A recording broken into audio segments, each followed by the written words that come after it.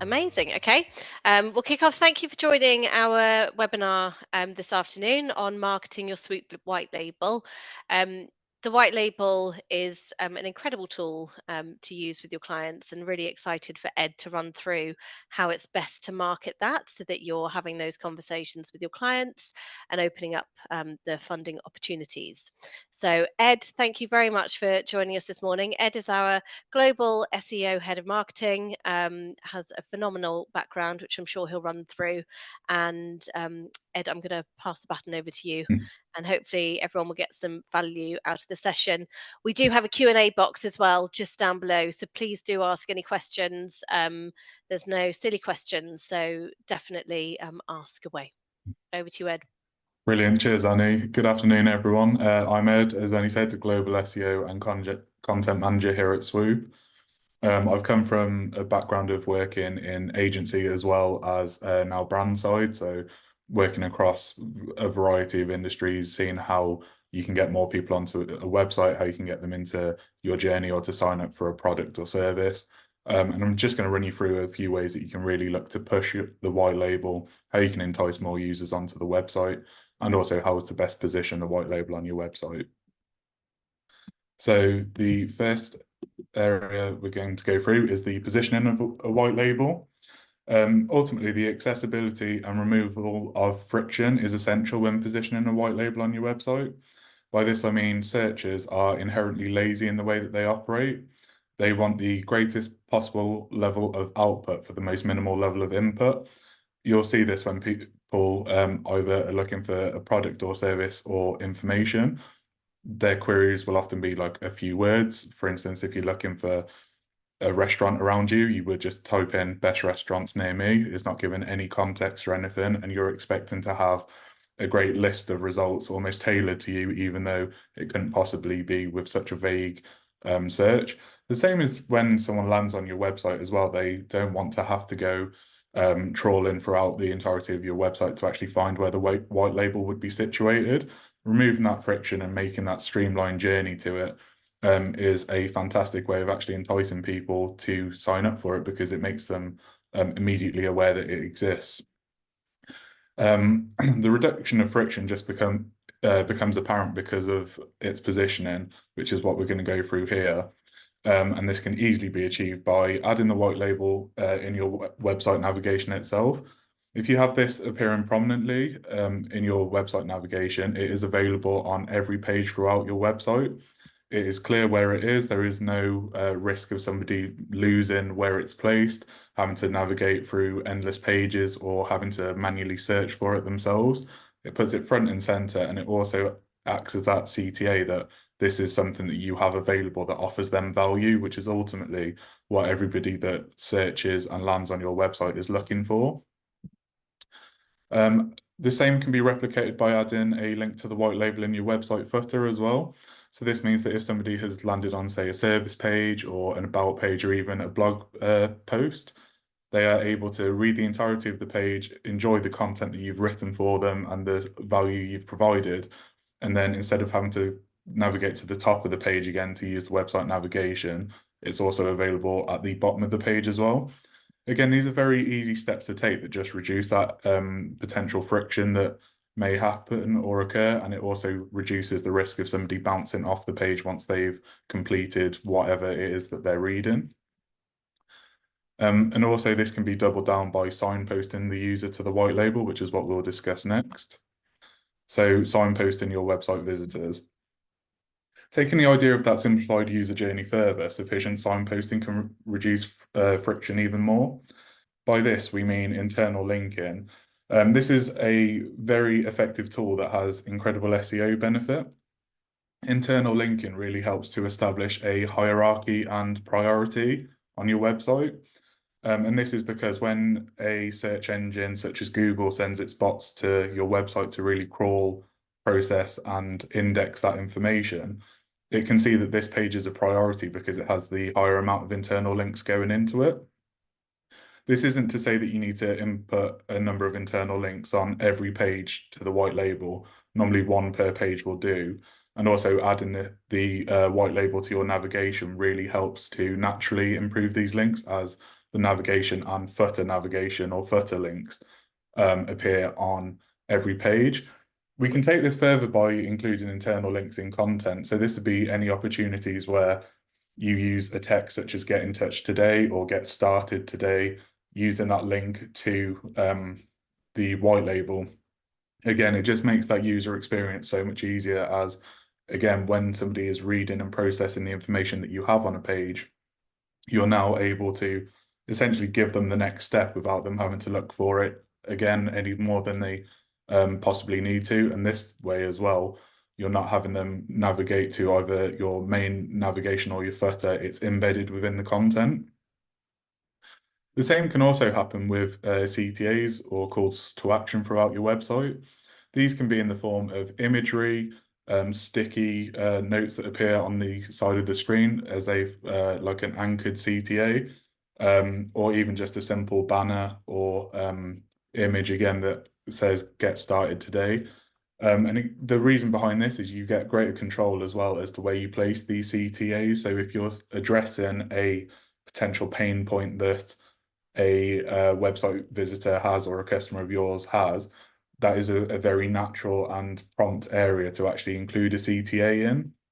So this isn't to say that when somebody lands on your page, whether it's through a blog content or even reading about your services, you almost want to give the user the why this is the answer to their problem first, and then naturally prompt them as this is the next step. This is something that's very effective. And again, having that streamlined user journey, as we've already spoken about, in accordance with internal linking and the successful placement of CTAs, it removes that friction, creates a very comprehensive and concise journey, and it also removes any potential friction points that the user or your customers may have. Now, what I'm going to go into here is educational content. There are a great number of ways that you can market a white label through things such as social media posts, email campaigns. The one area that I'm particularly passionate about is the idea of educational content. Ultimately, to get users to view and sign up for the white label, you need to get them onto your website. Gone are the days, especially from an SEO perspective, that you could do this just from directly commercial content.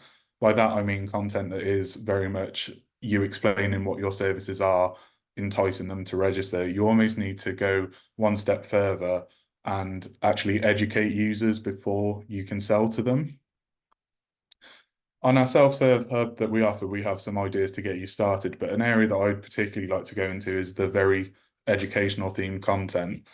Obviously, in being advisors, you know the services that you offer inside and out. However, your potential customers may not be aware that you are the solution to the problem that they have.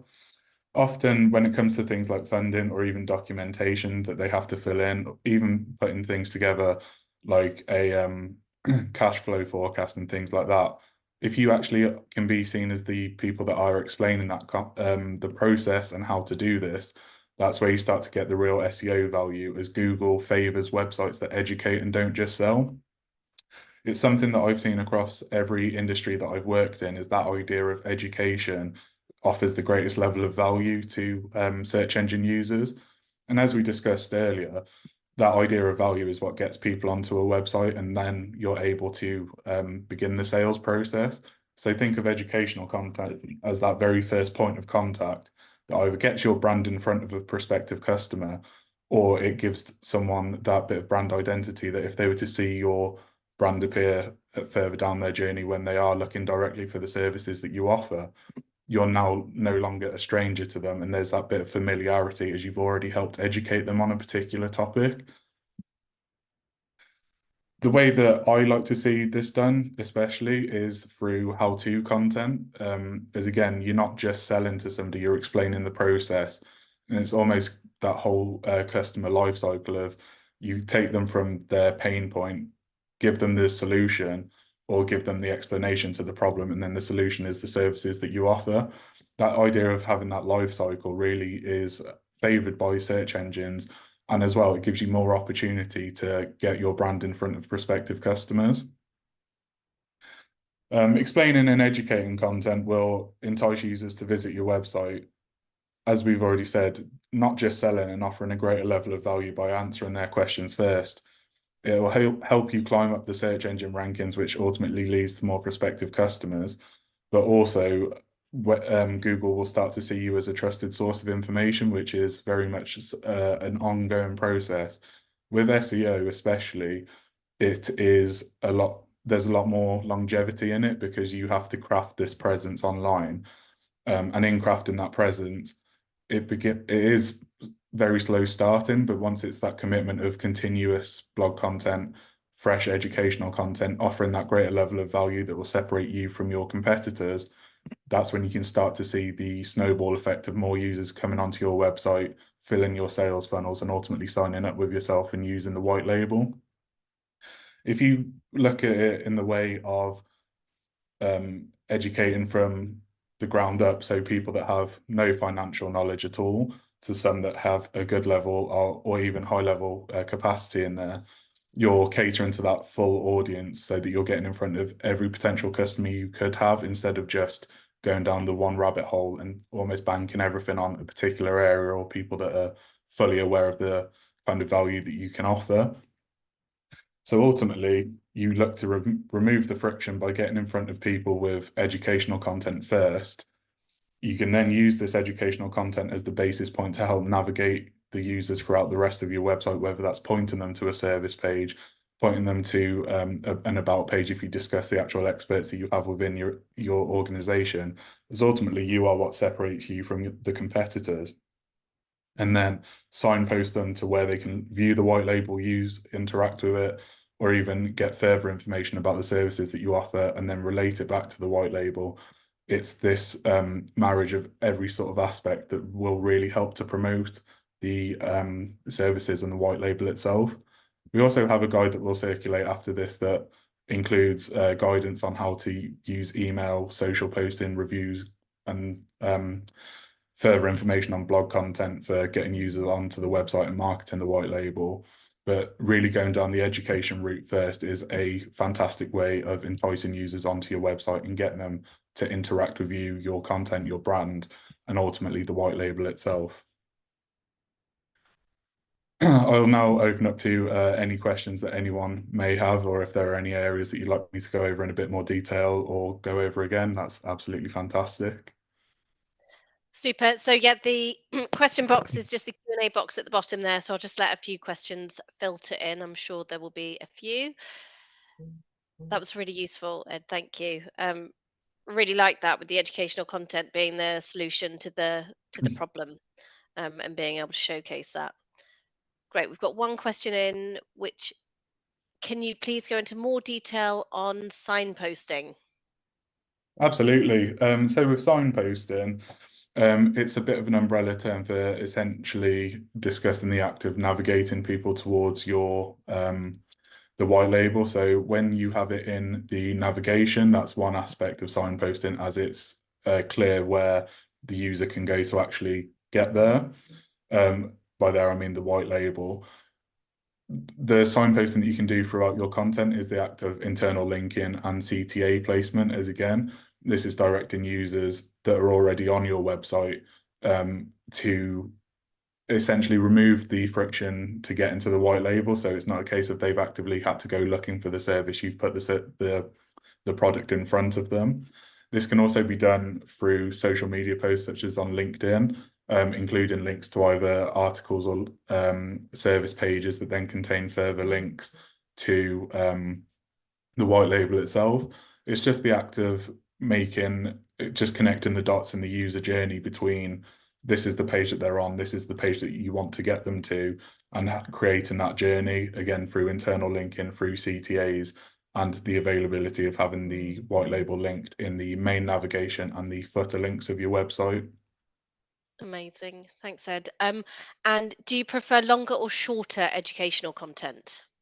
That's a very good question, and it is totally dependent on the type of query. So a lot of the time you'll see that some people are looking to say debunk jargon. If you're just debunking some jargon or explaining what a particular form or like a field on a cash flow forecast or anything like that is, that content can be very short form, so it doesn't need to be any more than, say, 100 or 200 words. When you start to look into content that needs to be a lot longer form, that's when it's actually explaining the full process behind, say, applying for business finance, or how to decide what type of finance is right for you, what types of loan or funding options are available, and then getting more granular into what specific aspects are, what can increase your chances of getting funding, when might be the right time to look at funding, and ultimately what is the right kind of product for you. The best way that I can explain it as well is look at what the top performing pages are doing or your competitors are doing, and just aim to do it ever so slightly better. SEO is a game of margin, so even if you're just slightly better than the person that has already answered a query, you will then overtake them in time.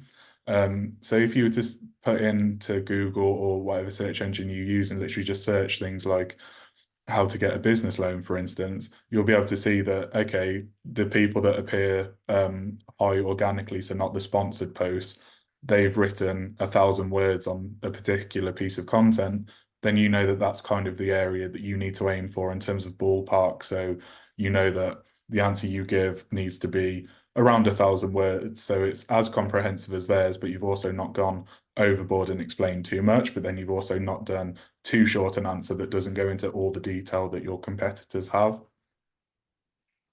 Brilliant. And how do you know what buzzwords you should be including? Buzzwords I tend to use from actually the conversations and queries that I see people use. So I use a variety of tools to get an understanding from keywords, but a lot of the time as well, that only gives you one half of the picture in terms of actual data. Buzzwords come up through conversations, through emails, through calls, getting an idea of what areas that people are really looking for. So if someone was to approach you and say, approach your business and be like, I'm considering getting finance, but I'm unsure where to start, getting a detailed overview of like what kind of queries that they have, what are the pain points they need addressing, then answering that question. Q&A content is the most fantastic source of information because you directly answer your customers' queries, which gives you that brand voice and the opportunity to speak directly to your customer base. And you know that you're addressing a pain point that that particular user has. And if that one person has that potential issue, then you know that there are going to be hundreds more out there that are experiencing the same thing and need that same bit of guidance. So really just looking at trends within the industry, thinking how you can simplify it to an audience that doesn't have that financial know-how, and then also looking at how you can put information out there that does address that more, so the audience that has a bit more capability within the area as well. So really just making content that appeals to all audiences based on the questions that you're asked. Are you aware of any negative impacts of creating content via AI to the SEO results? Yeah, it's been a bit of a taboo subject for a while when it comes to AI content, but it's no secret that everybody within the SEO industry is using AI to some capacity. The only thing that I'd say is it's okay to use AI to generate, say, 60 to 70% of a piece of content, but you then need to have that human element of reviewing the content, signing it off, essentially saying that although AI has helped produce this, you've still taken that care and attention and you have that human expertise applied to it. When it comes to AI, it is only able to use the information it has in its database based on the information that it's crawled. Because these crawls don't happen very frequently, some of the information may be relevant as of, say, 2021, but that's no good to us now with how much rates change, how much inflation has impacted everything. So it's fine to use it as the base point and to create that bit of a framework and almost like a skeleton piece of content. But then again, that's where your expertise comes in and that's where the true value is. So definitely use AI to get you started and help break down or ease the process of producing that content, but applying your own expertise to it and also assigning the article to yourself is, again, you're what separates you from your competitors. And it's an area of SEO that I'm particularly passionate about. There's an acronym that's EEAT, which stands for experience, expertise, authority, and trustworthiness. and it's a bit of a metric that Google uses when it's basically determining how valuable a website is and how good the content is. So if you think the best rule of thumb is assign in who you are to a piece of content, why you're in a position to offer that content, and why users should feel safe reading that piece of content. So, for instance, having a little author bio attributed to a piece of content, this can be just completely added, like a little image of yourself saying who you are, how many years experience you have in the industry, any sort of accreditations or partnerships with professional bodies that you have. Um, Really just helps to paint that picture of if I was to offer advice on finance coming from an SEO world, it would be dreadful, quite frankly, because I'm not an expert in that area. However, if I'm offering insight on SEO, that's when it becomes valuable because as myself, I do a lot of work around podcasts, other guest features explaining SEO. So it's like that benefit is there because I am like within that industry. So just doing the same thing to your own content and solidifying who you are and why users should trust the content that you put out is a really big like step forward in terms of getting that well-crafted content. And as I say, you can use AI to get you started, but don't bank all of it on SEO, on AI. Amazing. That's really interesting. Thanks, Ed. I've got another one. How do you go about creating educational content? So I very much look at it as these are the pain points that need addressing, and then doing my own research around what that is. So, for instance, how to cover temporary dips in cash flow as an example, looking at the ways that other people have crafted their answers, using things like AI to get you that starting point, looking at the kinds of topic areas that these people cover, as ultimately you can do the same but different. And by that I mean you can use what other people have done and put out there because you don't need to reinvent the wheel. You can see what's already working by just typing in a simple Google search and seeing who comes up, what information comes up, and then adapting it and repurposing it for your own audience. You can't like directly copy the content, but you can use it as inspiration, make sure that you reword it, change like the sentence structures and things like that so that it is a unique piece of content, but it's the same theme as something that somebody else has already discussed. You've just put your own spin on it and applied your own expertise to it. Amazing. And I guess with our self-serve marketing hub, there is so much content in there for you to use as advisors, which will help instead of looking at the blank page. There's great content in there, and you're very welcome to sort of use that and change that so it's useful for you. As SEO is constantly changing, where is the best place to keep up to date? Also, how often should we be checking for changes? So in all honesty, changes are daily. Google's search ranking algorithm is constantly being updated. We only ever get told about the big core updates, which you can find on Twitter. There is or X as it is now called, there's the Google Search Liaison account, which essentially will say, today we are in the process of rolling out our new search engine ranking algorithm. But in all honesty, there are tweaks daily. The best places I could also recommend looking are on search engine forums. So the best websites I can recommend for that are Search Engine Land, Search Engine Roundtable, and Search Engine Journal. These will just give you a good overview of like things that are happening in the industry at the moment. It's because it's forum based, a lot of it, there are a lot of opinions, and you will see a lot of people that have implemented awful SEO tactics, wondering why they're not getting the results that they want. But I mean, just from reading the forums, you'll easily understand why that is because it's just pure spam. But the best way I can say about crafting the content that will appeal to them is and appeal to search engines is don't actually write content for search engines, write the content for your user first, and that's something that Google will actually interpret as much higher quality content. You'll see if you look at a page that is written purely for SEO, it is spammed with buzzwords and it becomes almost illegible sometimes because it's like if you're looking for a business loan, we have fantastic business loan options for you. When considering a business loan, do this, and it's like within a sentence or two, you've seen the word business loan 7 or 8 times, and it just becomes garbage, really. So it's definitely something that right for your users first, and you'll find that you'll get SEO uplift as a very happy like byproduct of it instead of being the main objective of it. Nice. And how do I know where to put an internal link? When it comes to internal link placement, it is all about the natural flow of the article. But also if you use an exact phrase that the white label itself solves. So if you were to say, if you were writing a piece of content on where can you find business finance, you could use a phrase such as, if you are looking to get business finance, consider using a um, online marketplace or an online dashboard or a comparison tool. If you were to internally link on dashboard, marketplace, anything like that, it's just a nice signpost that this is what that is. So the white label is that handy tool or that comparison area that you can fully see your options.